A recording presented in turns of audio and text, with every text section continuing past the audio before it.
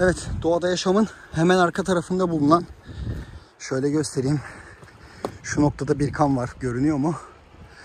Oradan buraya kadar, içeri kadar ilerledim. Kayalıkları göreceksiniz. Efsane güzel. Böyle tam bir düz çizgi şeklinde gözüküyor ama ayak basmalık güzel yerleri var. Şimdi tekrar geriye gidiyorum.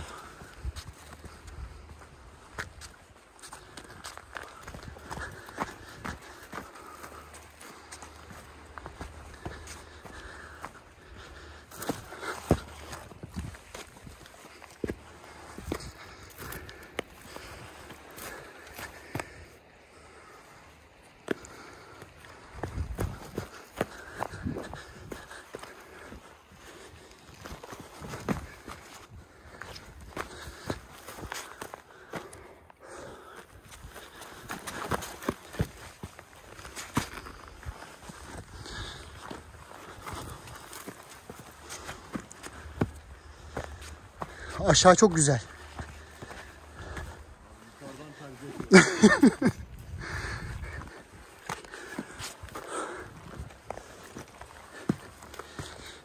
Günlük dozumu aldım.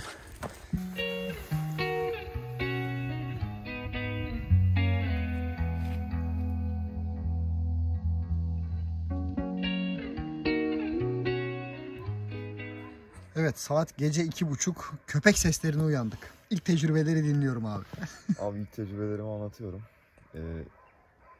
İlk başta biraz bir alışma süreci yaşadım. Böyle bir, bana göre biraz küçük bir ortam tabii. Boyuma göre vesaire. Çadır 3 kişilik olmasına rağmen yani. Hani böyle sanki böyle aşağı doğru geliyor hani tamam böyle. Ama sonra alıştım. Tam böyle daldım, biraz daldım, uyudum, uyandım. Çok köpek seslerine uyandım ben de. Ama üşümedim hiç. Ya ben hamakta olduğum halde terledim açıkçası. Aynen. Şu an bayağı bir terliyim. Hiç üşümedim hatta yani çok rahattım yani, bayağı rahattım. Keyifli ama tabii bir uyumak için bir alışma sürecine biraz daha ihtiyacım var. Çok tabii yani benim kendi yatağım 2'ye 2 olduğu için küçük mata. Bunda da o imkanı yaratır. Bir sonrakine ince şişme yatakla. Evet, öyle onu da söyledim. Ama ilginç bir tecrübe oldu benim için. Güzel oldu. Hoşuma gitti. Yalan yok yani.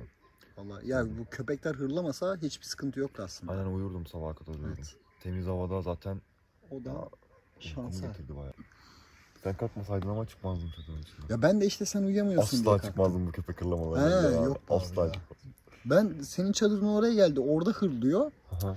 Ya dedim bir de şimdi o kurt olan köpek biraz daha hırlamalı geliyor ya sesi. Hani böyle sanki bir domuz görmüş bir şey görmüş gibi. Evet. Dedim büyük ihtimal öyle düşünürsün. Dedim çıkayım bir kovalayayım şunları dedim. Arada seni de uyandırmış olduk. Ben uyanmıştım zaten. Ortamı bir seziyordum neler oluyor diye. Ne var acaba? Hepinize bir kamp sabahından günaydın. Birkan'la birlikte çok güzel bir kamp yaptık. Kilyos Doğada Yaşam Okulu'nda. Birkan'ın ilk kampıydı, ilk deneyimiydi. Ne yaptık?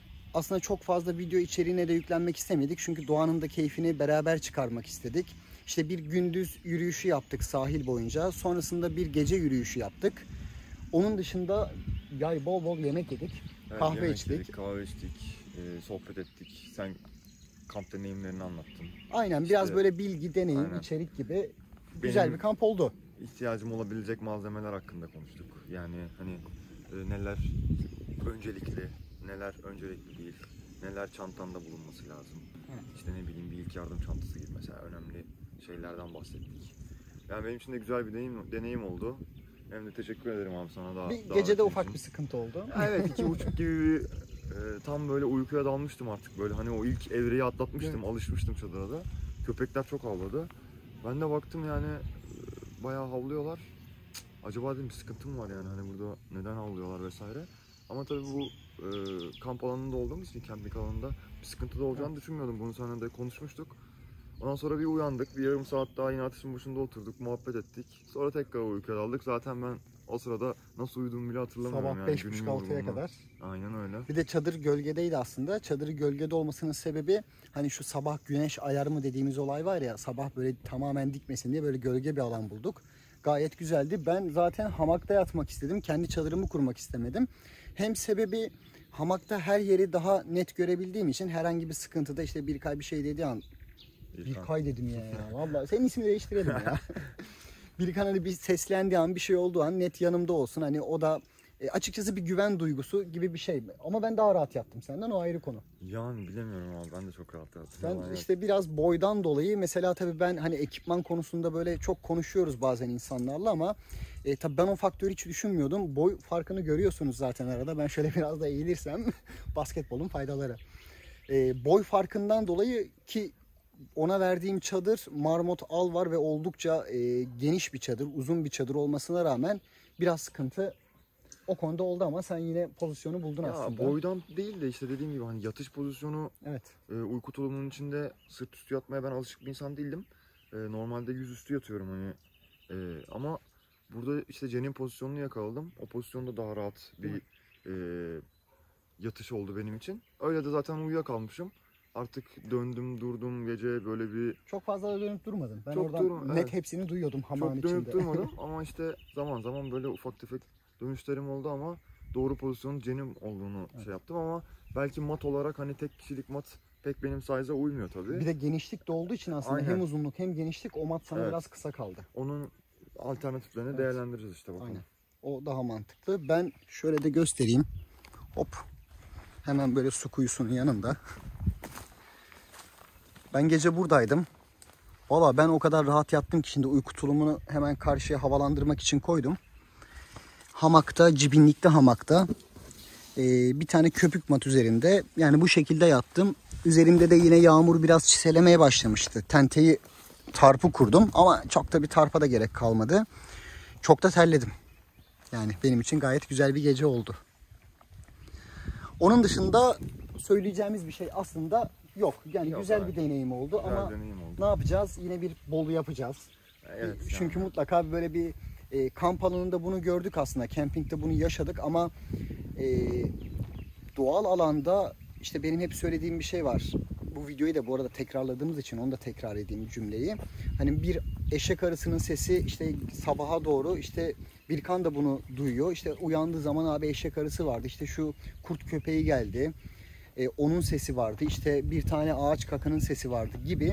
Böyle çok fazla bunun üzerine aslında konuştuk. Neden? Bunun sebebi de şu: doğada yattığımız zaman çadırda veya hamakta hiç fark etmez.